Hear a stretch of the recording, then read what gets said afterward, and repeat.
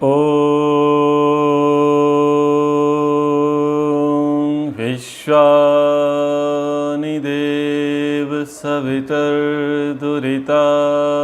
परासुव यद्भद्रं तन्यासुव यद्भद्रं तन्यासुव।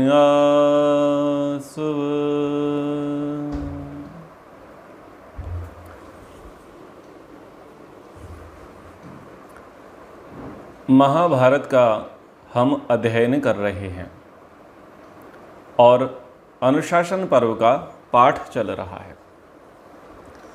पिछले प्रसंग में हमने चर्चा की कि कैसे कार्यों के कारण से मनुष्य को नरक की यातनाएं भोगनी पड़ती हैं, यानी मनुष्य योनि से छूट करके उसे नरक में उसे जाना पड़ जाता है। आज का प्रसंग है स्वर्ग। सभी लोग चाहते हैं कि उनको स्वर्ग मिले। कुछ ये चाहते हैं कि मरने के बाद स्वर्ग मिले और कुछ ये चाहते हैं कि हमारा जीवन ही स्वर्गमय हो जाए, वर्तमान में ही स्वर्ग मिल जाए। तो सुखों की अभिलाषा को लेकर के लोग सकाम कर्म करते हैं, धर्मानुष्ठान करते हैं, पुण्य कर्म करते हैं, परोपकार के कार्य करते हैं। अभिलाषा यही है कि उनके दुखों के दिन छूट जावें और सुखों की उन्हें प्राप्ति होवे। वेद में स्वर्ग प्राप्ति के लिए कहा कि अग्निहोत्रम जुहियात स्वर्ग कामः, कि यदि आप स्वर्ग की अभिलाषा रखते हैं तो आपको अग्निहोत्र करना चाहिए। ईजानाः स्वर्गम यान्ति लोकम। हवन क्या करता है? व्यक्ति को स्वर्ग लोक में लेकर के जाता है। इसलिए स्वर्ग कामो यजेत, स्वर्ग की कामना करने वालों को यज्ञ करना चाहिए। इतनी बातें शास्त्रों में कही हैं और भी कही हैं। ओम यज्ञेन यज्ञमय जंत देवस्तानि धर्माणि प्रथमान्याहसन ते हनाकम महिमानः सचंत्र यत्र पूर्वे साध्या संति देवः। यजुर्वेद के 31वें अध्याय का 16वां मंत्र है। इसमें भी मुक्ति सुख और स्वर्ग सुख की कामना करी गई है। बात यह है कि क्या हवन करने मात्र से स्वर्ग मिल जाएगा? आप अग्नि जलाते हैं, समिधाओं का प्रयोग करते हैं, घृत का प्रयोग करते हैं, सामग्री का प्रयोग करते हैं और मंत्रों के द्वारा आप आहुति करते हैं। आहुति कर देने मात्र से, उस प्रकार की क्रिया को कर देने मात्र से, या दैनिक अग्निहोत्र है, पौर्णमासी यज्ञ है और अमावस्या के यज्ञ हैं और बड़े बड़े यज्ञ हैं, क्या उन यज्ञों को कर देने मात्र से स्वर्ग मिल जाएगा? यज्ञ कहते किसे हैं? देव पूजा संगतिकरण दान, इसको यज्ञ कहा गया है। ऐसी क्रिया, ऐसा कर्म जिसमें देव पूजा हो, संगतिकरण हो और दान हो, ये तीनों चीज़ें जहाँ पर निहित होंगी उसको यज्ञ कहा जाएगा। और ऐसा कर्म आपको स्वर्ग दिलाने वाला होगा। ठीक है।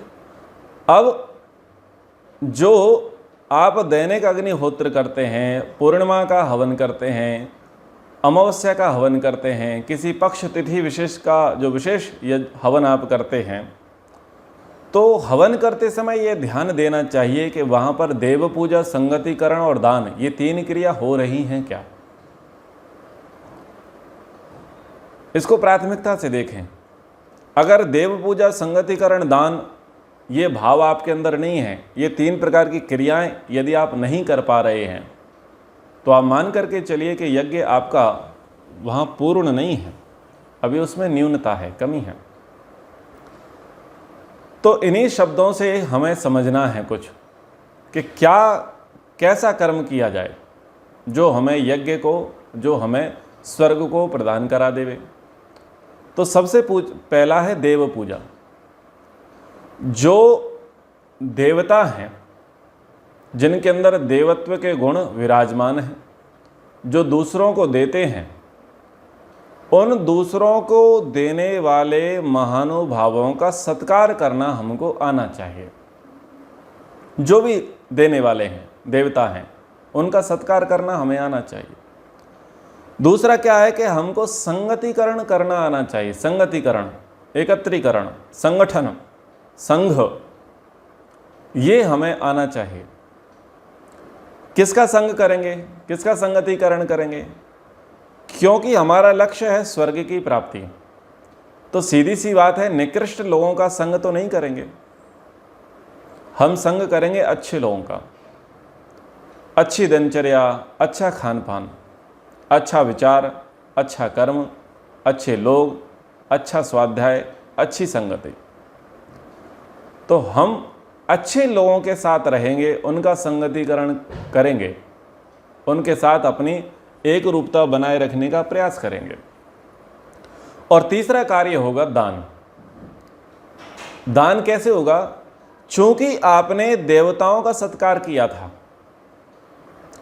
और श्रेष्ठों की आपने संगति की थी, तो देवताओं के सत्कार करने के कारण से और श्रेष्ठों की संगति करने के कारण से आपके अंदर इतनी एबिलिटी, इतनी योग्यता आ जाती है कि आप कुछ देने योग्य बन जाते हो।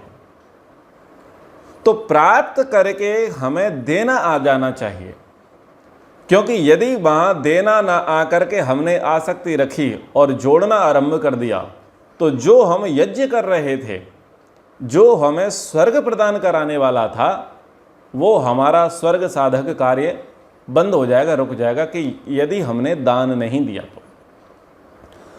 इन्हीं बातों को महाभारत के अनुशासन पर्व में अलग प्रकार से कहा गया कि कैसे कैसे कर्मों को करने से व्यक्ति को स्वर्ग मिलता है।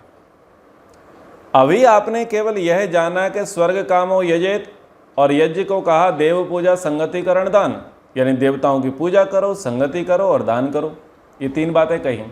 तो इस चीज़ का वर्गीकरण कहें या विश्लेषण कहें या विस्तार कहें, वो यहाँ महाभारत के अनुशासन पर्व में कहा। तो किस प्रकार से हमें व्यवहार करना है। ऐसा नहीं है कि केवल सुबह उठे और हमने हवन कर दिया और हवन कर देने मात्र से हमारी जिम्मेदारी पूरी हो गई, ऐसा नहीं है। हवन आरंभ है। हवन क्या है? कर्मकांड है।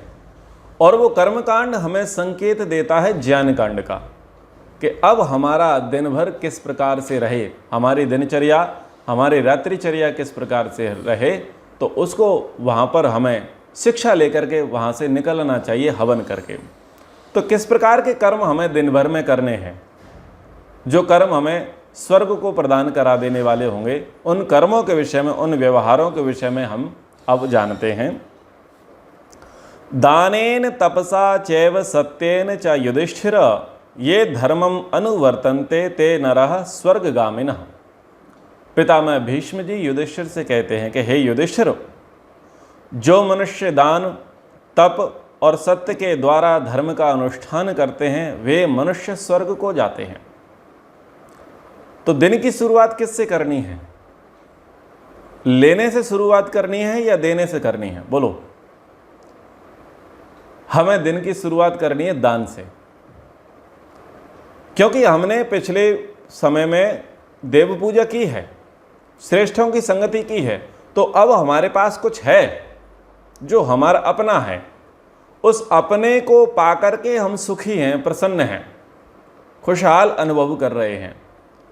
तो हम चाहते हैं कि अब वो चीज़ हम दूसरों को दें, ताकि दूसरों का जीवन भी खुशहाल हो सके, उनको भी सुख मिल सके, उनकी भी उन्नति हो सके। तो उसके लिए क्या करना पड़ेगा? सबसे पहला कार्य है दान, कि हम उन्हें कुछ दें। तो दान करें, तप करें और सत्य के द्वारा धर्म का अनुष्ठान करें। इस कर्म के द्वारा स्वर्ग की प्राप्ति होगी। आगे कहते हैं, भयात पापात तथा बाधात दारिद्र्यात व्याधि धर्षणात यत् करते प्रति मुंचन्ते ते नरः स्वर्गगामिनः। जिन मनुष्यों के प्रयत्न से भय, पाप, बाधा, दरिद्रता और व्याधि जनित पीड़ा से छुटकारा पा जाते हैं, वे लोग स्वर्ग को जाते हैं। अब आपको दान बताया जा रहा है कि दान क्या है। भय, पाप, बाधा, दरिद्रता और व्याधि जनित पीड़ा से छुटकारा आप दिला सकते हैं किसी को, तो इसका अर्थ ये है कि आप स्वर्ग काम कर रहे हैं, आप ऐसा कर्म कर रहे हैं जो आपको स्वर्ग दिलाने वाला है। तो जब हम दिनचर्या को आरंभ करें, अपने दिन की शुरुआत करें, तो हमारा मस्तिष्क किस प्रकार का हो, हमारा विचार, हमारे कर्म, हमारा संकल्प किस प्रकार का हो कि हम प्रयास करें कि हमारे के कारण जो भयभीत व्यक्ति है कोई, उसको हम निर्भय बना सकें। जो व्यक्ति पाप कर्म में लगा हुआ है, उस पाप कर्म में लगे हुए व्यक्ति को हम पाप से पृथक करा करके और सन्मार्ग में ले जाने के लिए उसे प्रेरणा कर सकें। किसी के जीवन की कोई रुकावट है, बाधा है, जिसके कारण से उस व्यक्ति की प्रगति नहीं हो रही है, उन्नति नहीं हो रही है। जैसे कि पानी का स्वभाव है नीचे को बहना।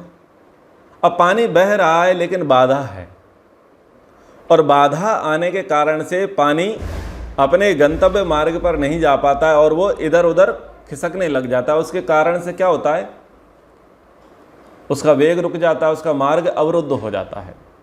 तो बाधा अपने आप में बहुत बड़ी है। तो यदि कोई व्यक्ति ऐसा है जिसको किसी प्रकार की बाधा है और आप समर्थ हैं उसकी बाधा को दूर करने में, तो ये समर्थ हो जाना और उसकी बाधा को दूर कर देना, यही दान है। तो वो करना हमें आना चाहिए। कोई व्यक्ति दरिद्र है, निर्धन नहीं है। कौन है? दरिद्र है, कंजूस है, पैसे के लिए माथापच्ची करता है, नीच हरकतें करता है, मगजमारी करता है और दरिद्रता से रहता है।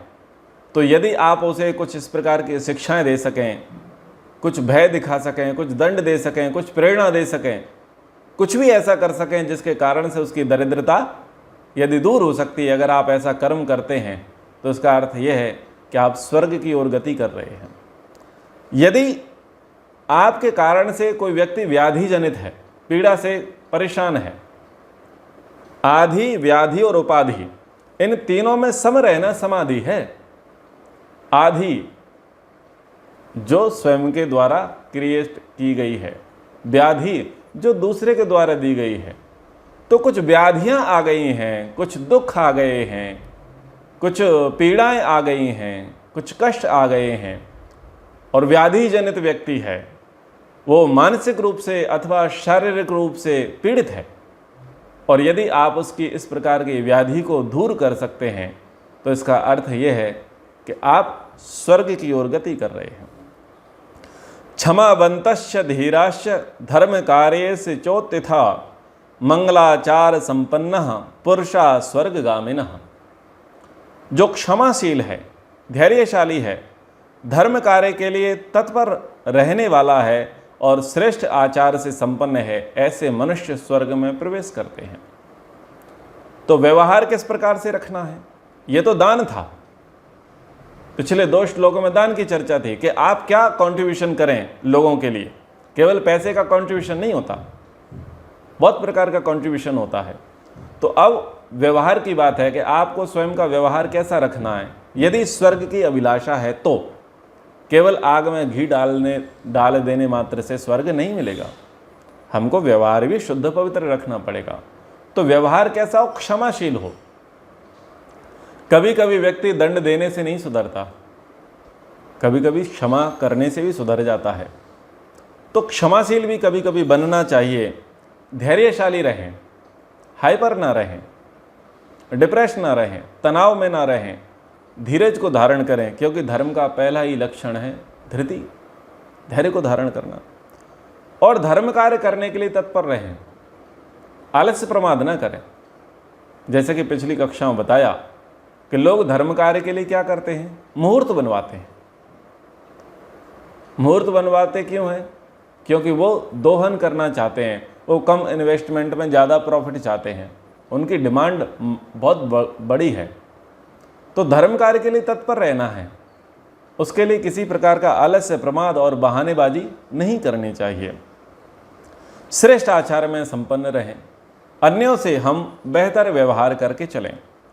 निवृत्ता मधुमासेभ्य परदारेभ्य एव च निवृत्ताश्चैव मध्यभ्यस्ते नरः स्वर्गगामिनः। और किस प्रकार का व्यवहार रखें? व्यक्तिगत जीवन में वो व्यक्ति शराब, मांस, परस्त्री संसर्ग और मादक द्रव्यों से दूर रहे। प्रायः होता क्या है कि देखते हैं लोग सुबह हवन करते हैं और शाम को पीते हैं। कैसी विचित्र बात है। सुबह मंदिर को जाएंगे, शाम को मधुशाला। क्या मान करके चलते हैं?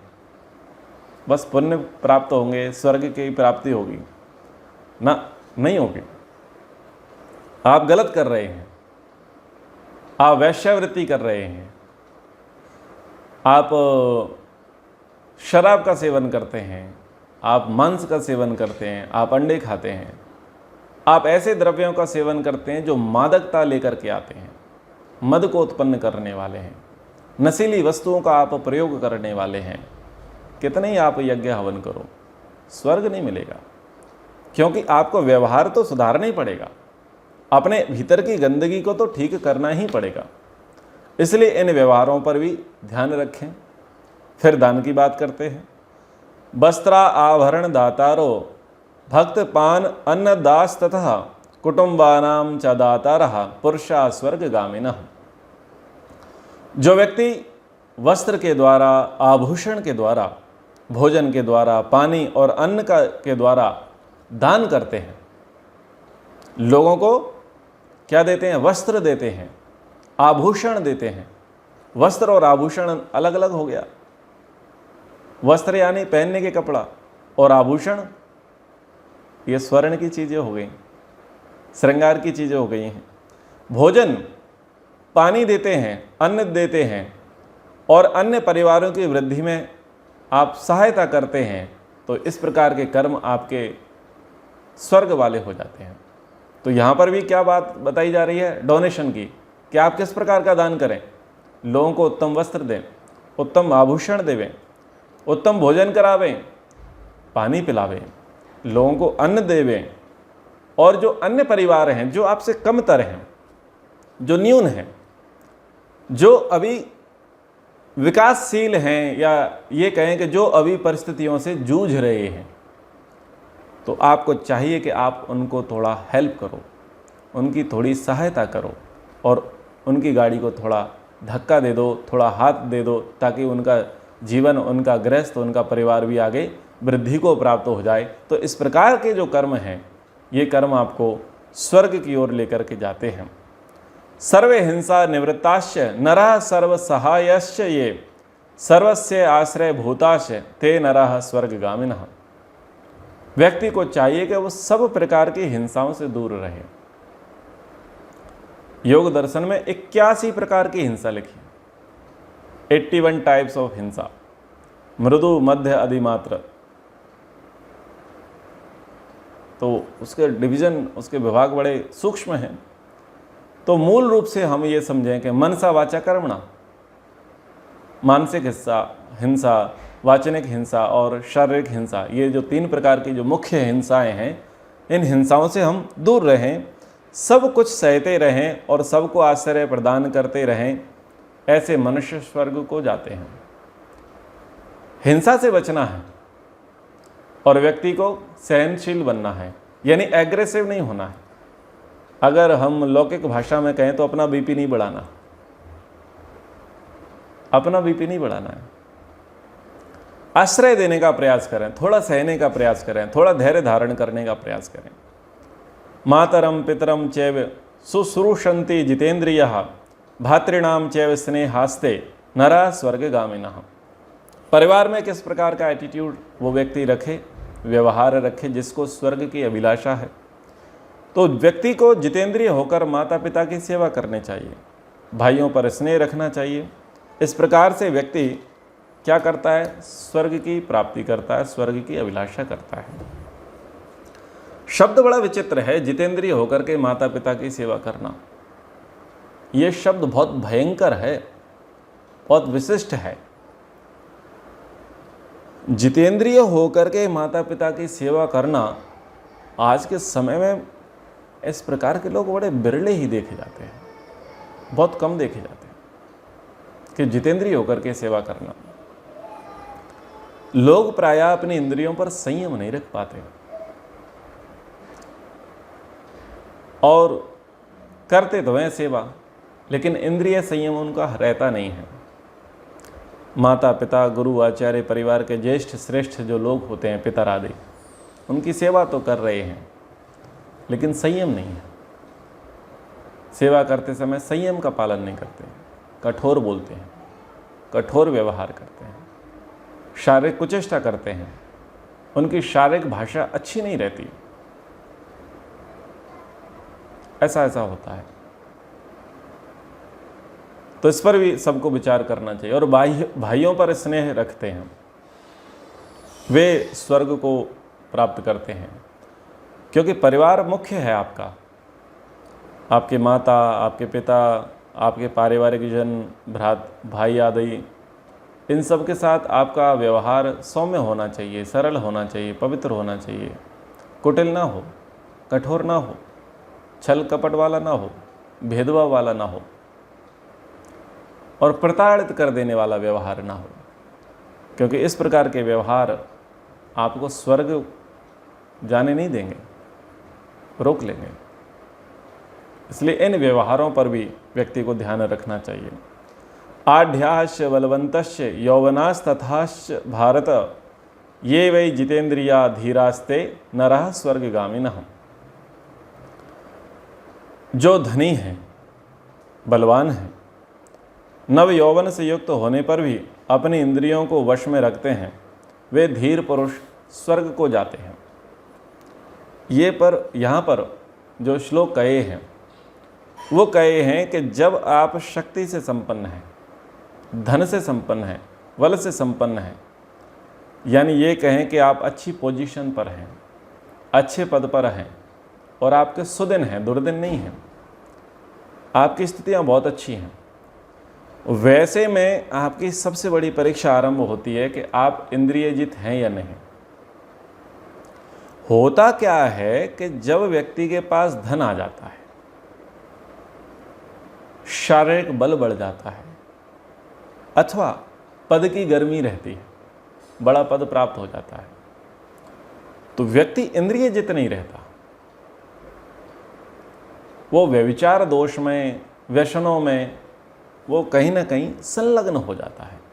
वो ये मानता है कि भाई अब तो हम संपन्न हैं, परिपूर्ण हैं, हमसे कोई क्या कहेगा। देखो, समाज की रीत बड़ी विचित्र है। यदि कोई उच्च पद का व्यक्ति, यदि कोई उच्च कुल का व्यक्ति, यदि कोई धनवान व्यक्ति कोई गलत कार्य भी करे, वो गलत कार्य शिष्टाचार बन जाता है।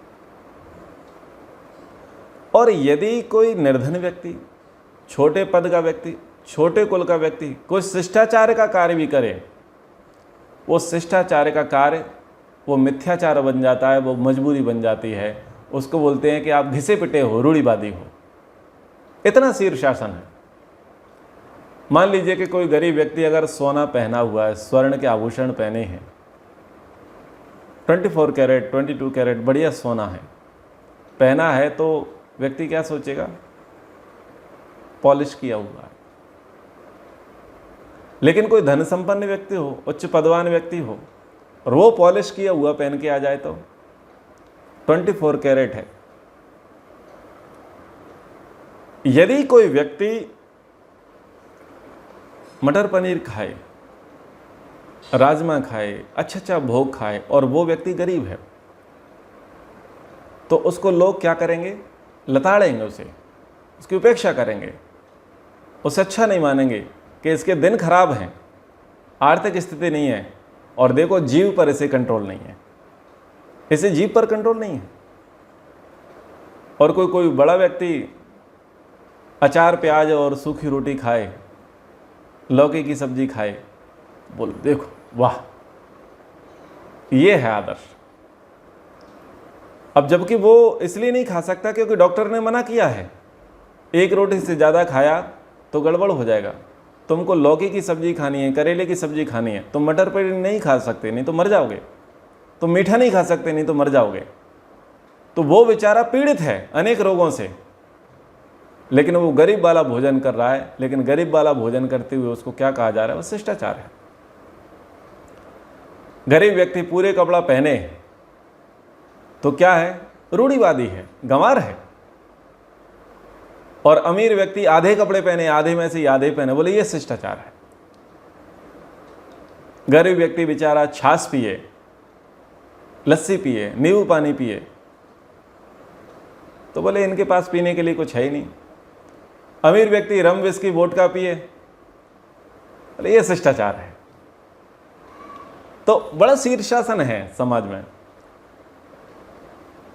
इस शीर्षासन से थोड़ा बचना चाहिए, समझना चाहिए, इससे प्रभावित नहीं होना है।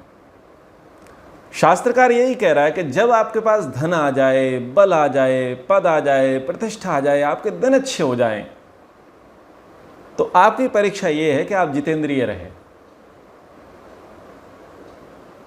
आप व्यभिचारी ना बने, आप व्यसनी ना बने, आप अमर्यादित ना होवे। इस चीजों को आप ध्यान रखें। महाभारत के युद्ध का कारण यही था, क्योंकि दुर्योधन जो था वो दुर्योधन व्यसनी हो चुका था। कारण पद आ गया, पैसा आ गया, प्रतिष्ठा आ गया।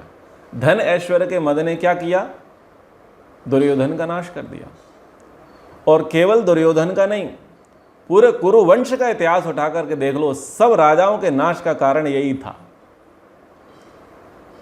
शांतनु से लेकर के आप उठा लो, परीक्षित तक का, जन्मेजय तक का, परीक्षित तक का तो आप ले ही लो, शांतनु से लेकर के सबकी बर्बादी का, सबके पतन का कारण यही था कि पद था, धन था, वैभव था, क्या नहीं थी? जितेंद्रियता नहीं थी, इंद्रिय संयम नहीं था। इसके कारण से उन सब राजाओं का पतन हुआ। तो यदि आप सब कुछ पा करके और यदि आप जितेंद्रिय नहीं हैं, धर्मपरायण नहीं हैं, इंद्रियों को वश में रखना नहीं जानते हैं, तो स्वर्ग का रास्ता अवरुद्ध हो जाएगा, स्वर्ग नहीं मिलेगा। अपराधिषु सस्नेहा मृदवे मृदु वत्सलाः आराधन सुखश्चापि पुरुषा स्वर्गगामिनः। अपराधियों के प्रति दयालु, कोमल स्वभाव और मृदु स्वभाव वाले व्यक्तियों पर प्रेम करते हैं और जिन्हें दूसरों की सेवा में सुख मिलता है, वे मनुष्य स्वर्ग को जाते हैं। यहां पर बात कही कि अपराधियों के प्रति दयालु, अपराधियों के प्रति दयालु होना चाहिए, होना चाहिए। ईश्वर क्या है? ईश्वर दयालु है।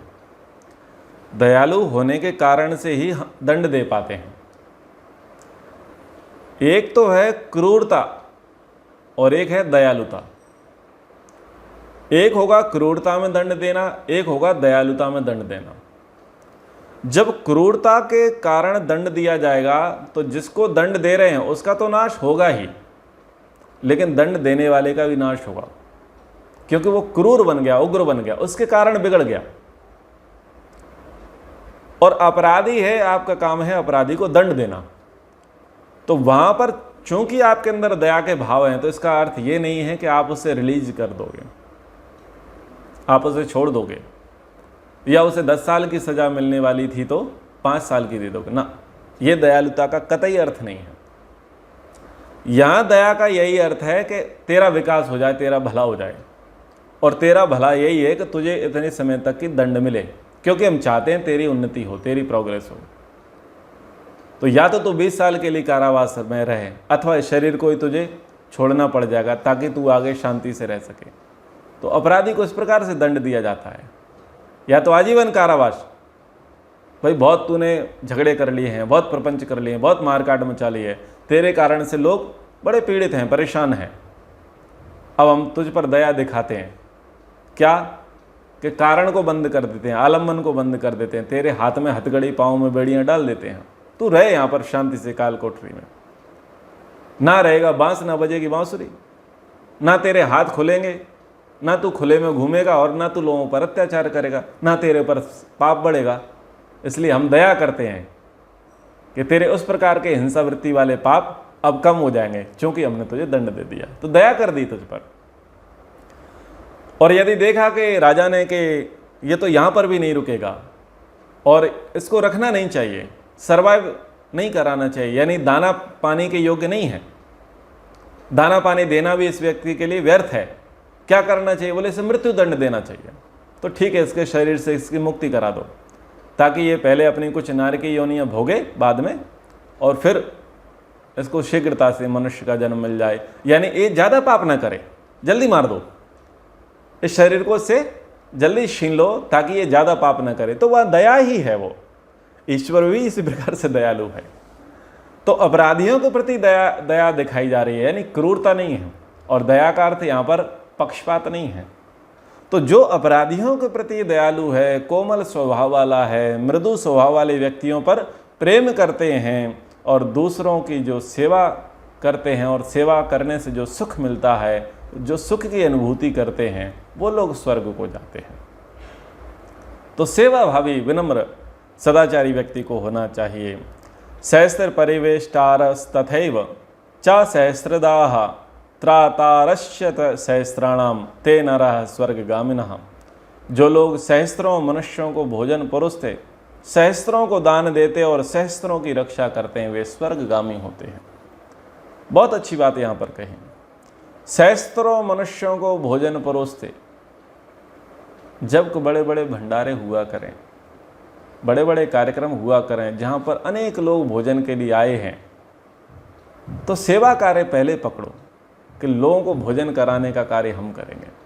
ये परंपरा हमारे समाज में रही है, लेकिन आजकल क्या है कि लूटो खाओ मौज उड़ाओ परंपरा चल पड़ी है, गिद्ध बना दिया है।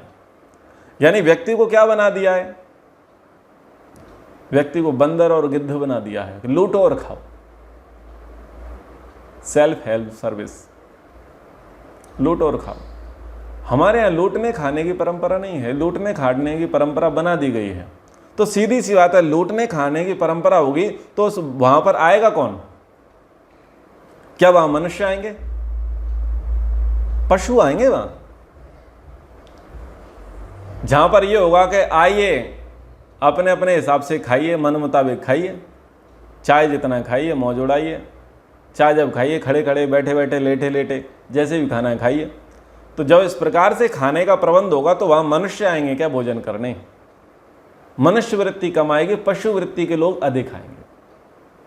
और उस वृत्ति पर देखो कि लोग आए हैं, सबके हाथ धुलाए गए हैं, सबके चरण पखारे गए हैं, सबके लिए आसन लगा दिया गया है और पत्तल बिछा दी गई हैं, पत्तल धोकर के रख दी है, सबके लिए भोजन परोसा जा रहा है और भोजन के बाद प्रार्थना करी जा रही है। परोसने के बाद फिर सब लोग भोजन कर रहे हैं और क्या प्रोटोकॉल फॉलो कर रहे हैं? साथ में उठेंगे, साथ में उठेंगे, यानी साथ बैठे और साथ में उठेंगे। इतनी स्वस्थ और सुंदर परंपरा है और प्रेम पूर्वक भोजन कर रहे हैं। तो कितनी सुंदर परंपरा है, लगता है कि कोई भोजन कर रहे हैं, मनुष्य भोजन कर रहे हैं। और यहां पर ये जो है स्वयं यजस्व स्वयं जुषस्व, यानी अपने अपने हाथ से खाओ उठाओ, तो वहां कौन ही मार प्रतियोगिता चलती है, कौन ही मारते हैं। अभी रिसेंटली एक विवाह कार्यक्रम में मैं गया, तो मैं गया थोड़ा भ्रमण करते हुए डोसे तरफ, क्योंकि ऐसी जगह पर मैं विशेष जाता हूँ मनोरंजन देखने के लिए।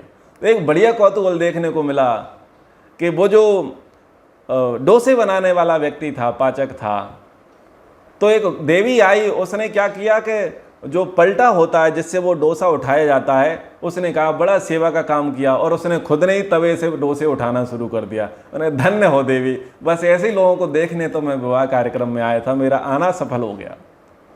मतलब इतनी भूखी थी, इतना उसके अंदर जानवरपना भरा हुआ था, परोस रहा था सामने वाला, गरम गरम तवे से खुद ने अपने हाथ से डोसा उठा करके प्लेट में धर लिया, धर के बड़ी प्रसन्न हो रही थी। मैंने कहा मैं गिद्ध भोजन से ऐसे ही नहीं बोलता, इसलिए बोलता हूँ क्योंकि यहाँ मनुष्यों की रूप में पशु प्रायः देखे जाते हैं।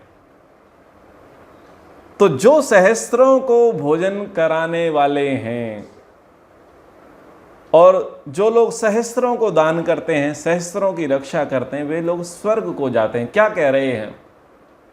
एक को भोजन करा देने मात्र से, एक व्यक्ति को दान देने मात्र से, एक व्यक्ति की रक्षा देने मात्र से काम नहीं चलेगा।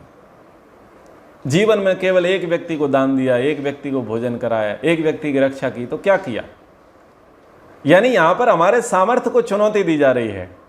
कह रहे हैं कि कम में संतोष मत करो। आप परमात्मा से ऐसी प्रार्थना करो और ऐसे पुरुषार्थी बन जाओ कि आप अपने जीवन में हजारों लोगों को भोजन करा सको, आप अपने जीवन में हजारों लोगों को दान कर सको, आप अपने जीवन में हजारों लोगों की रक्षा कर सको, हजारों लोगों को आश्रय प्रदान कर सको, हजारों लोगों की आप सेवा कर सको। इतने उदात्त भाव नीतिकारों के हैं कि हम कम में संतोष ना करें, हम इतने बड़े उदार मना बन जाएं। यानी जितना जितना देते चले जाएं उतना उतना परमात्मा से प्रार्थना करते चले जाएं कि हे परमात्मा, मुझे और बनाना, मुझे और योग्य बनाना, मुझे और पुरुषार्थी बनाना, मेरे हृदय को और उदार बनाना, मुझे और धन दान से संपन्न करना। इस बार तो 4 को दिया है, अगली बार 40 को दूं, 40 को दूं। और लेने वालों के प्रति भी प्रार्थना करें कि बस अच्छा आशीर्वाद दे के जाओ, कि कभी आप मांगने आओ तो हमारे हाथ कभी तुम्हारे देने के लिए खाली ना पड़े। तो ये भाव है कि सहस्त्रों को देंगे, सहस्त्रों को भोजन कराएंगे और सहस्त्रों की रक्षा करेंगे। और समाज कल्याण के लिए कहा कि जो दूसरों के लिए आश्रम बनवाते हैं, घर बनवाते हैं, बगीचे उद्यान बनवाते हैं, कुएं बनवाते हैं, धर्मशाला प्याऊ 4 दीवारी बनवाते हैं, वे लोग स्वर्ग को जाते हैं। तो स्वर्ग जाने के लिए ये भी काम करना पड़ेगा कि हम प्रयास करें कि दूसरों के लिए आश्रम बनवाएं। वृद्धाश्रम है और वानप्रस्थ आश्रम है और पुनर्वास के लिए स्थान है, आदि आदि। किसी के घर बनवा दें, किसी की झोपड़पट्टी है तो उसको ठीक करा देवें, घर बनवाने में सहयोग करा देवें। पब्लिक के लिए उद्यान हो मिल जाए, बगीचा मिल जाए, उसकी व्यवस्था करा देवें। अथवा तो जो बगीचा लगा हुआ है उस बगीचे में हम पौधारोपण करें, पुष्प रोपण करें और उसकी व्यवस्था, उसकी मेंटेन भी कभी करें, उसकी सेवा करने भी कभी जाएं। धर्मशालाएं बनवाएं कि कोई यात्री आते हैं, कोई पथिक आते हैं तो उनके लिए रुकने के लिए व्यवस्था हो सके। जलपान का प्रबंध करें और सुरक्षा के लिए 4 दीवारी बाउंड्री वॉल बनवाएं। तो ऐसे ऐसे काम करें। तो आज की कक्षा में ये बताया कि यज्ञ क्या है। केवल घी और सामग्री के साथ अग्नि को समर्पित कर देने मात्र से आपका यज्ञ नहीं होगा। देव पूजा संगतिकरण दान, ये देव पूजा है। यानी जो जो लोग बढ़िया काम करते हैं, जो लोग बगीचे बनवाते हैं, जो लोग आश्रम बनवाते हैं, पुनर्वास का जो कार्य करते हैं, लोगों को जो दान देते हैं, लोगों की जो रक्षा करते हैं, वो सब देवता हैं, वो अच्छे लोग हैं। उन देवताओं का सत्कार करना हमारा काम है। यहां जितने भी दान की बातें कहीं, वो जितना लोग ऐसा करने वाले हैं, अच्छा अच्छा कर्म करने वाले हैं, वो देवता श्रेणी के लोग हैं। तो हमारा काम है देव पूजा। ऐसे लोगों का हम सत्कार करें, चिढ़े नहीं, कुड़े नहीं। ऐसे लोगों से ईर्ष्या द्वेष ना करें, दानी लोगों से ना चिढ़ें, सहयोगी लोगों से, सेवा करने वाले लोगों से, स्नेही लोगों से, संपन्न लोगों के साथ हमें चिढ़े नहीं, हम द्वेष ना करें, घृणा ना करें। महर्षि पतंजलि कहते हैं मैत्री करुणा मुदितोपेक्षाणाम, मैत्री के भाव रखें। जो श्रेष्ठ गुणों से संपन्न हैं, धन धान्य विद्या बल से संपन्न हैं, जो अच्छे लोग हैं, ज्ञान संपन्न लोग हैं, उनको देख करके जेलसी फील हमारे अंदर नहीं होना चाहिए। वो देवता हैं तो हम क्या करें, देव पूजा, सत्कार करें, हवन करते हैं। और यदि कोई व्यक्ति हमसे ऊपर है, धन में, ज्ञान में, बल में, पद में, अच्छे कार्यों में वो हमसे बड़ा है, और यदि हम उससे चिढ़ेंगे तो हमने क्या हवन किया, क्या हवन किया फिर हमने। इसलिए कभी भी जो हमसे ज्ञान में, बल में, पद में, कर्म में बड़ा है, हमसे अच्छा है, हमसे जिसके गुण कर्म स्वभाव अच्छे हैं, तो यज्ञ पहला यही सिखा रहा है कि आप उस व्यक्ति की रिस्पेक्ट करो। यह है देव पूजा। अच्छे कार्य करने वालों का सम्मान करो आप। दूसरा क्या है, जो जो ऐसे कार्य हो रहे हैं, जो धर्म के उत्थान के लिए, राष्ट्र के उत्थान के लिए, समाज के उत्थान के लिए, आत्मोत्थान के लिए जो लोग कर रहे हैं, ऐसे लोगों की संगति करो। जब आप अच्छे लोगों की संगति करोगे, जब आप अच्छे लोगों का सत्कार करोगे, उनको देख करके आपको कुछ प्रेरणा मिलेगी या नहीं मिलेगी? मिलेगी। उस प्रेरणा से आपको कुछ हस्तगत होगा या नहीं होगा? होगा। तो आप भी खुला हाथ कर दो, आप भी देने लग जाओ, यानी आप भी उनमें जाकर के शुमार हो जाओ, शामिल हो जाओ, उसी पंक्ति में आप जाकर के खड़े हो जाओ। तो आपका रास्ता कहाँ पर चला जाएगा? यज्ञ पर, स्वर्ग पर। यही तो कहा गया है, महाजनो येन गतः स पंथा।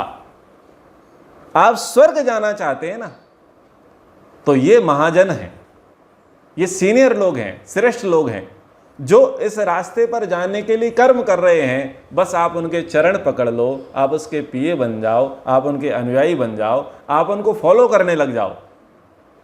वो स्वर्ग थोड़ा जल्दी पहुंच जाएंगे, आप थोड़ा पीछे पहुंच जाओगे, लेकिन पहुंच तो जाओगे।